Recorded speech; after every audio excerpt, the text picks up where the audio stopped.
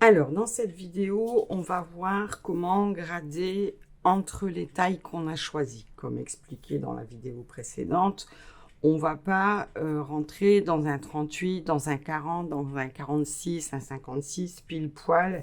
On a souvent une morphologie qui diffère et il est souvent fort probable de rentrer dans 2, voire 3 tailles, voire plus, mais au moins 2 à 3 tailles parce qu'on aura un tour de poitrine peut-être plus petit que le tour de taille et le tour de hanche.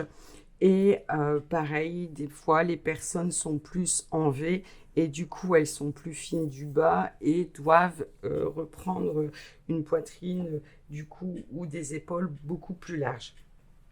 Donc là, ce qu'on va faire, c'est que je vais vous montrer comment passer d'une taille à une autre en fonction de votre tour de taille, votre tour de poitrine et votre tour de hanche. Donc ici, on va dire que je suis plutôt en A et dans ces cas-là, je vais partir.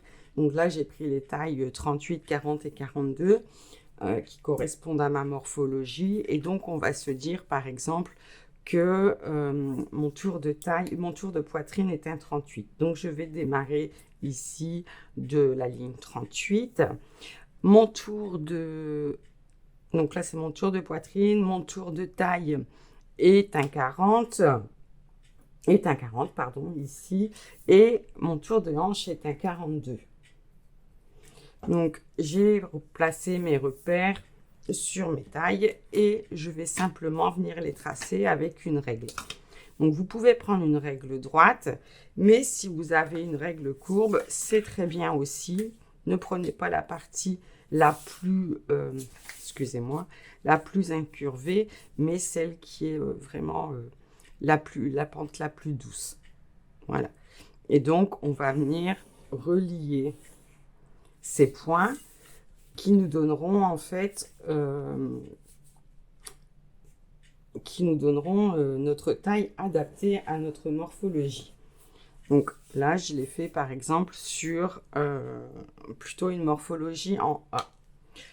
La morphologie en A est quand même celle qui est la plus répandue, c'est-à-dire que nos hanches sont plus larges que le haut.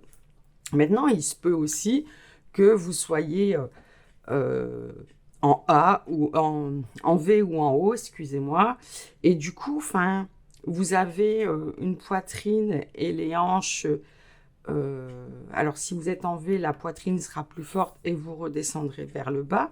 Donc, vous tracerez entre les repères de lignes en fonction de vos mesures. Et en fonction du coup du tableau de taille, si je fais un 38, un 40 ou un 42, un 50, un 52, un 54, etc.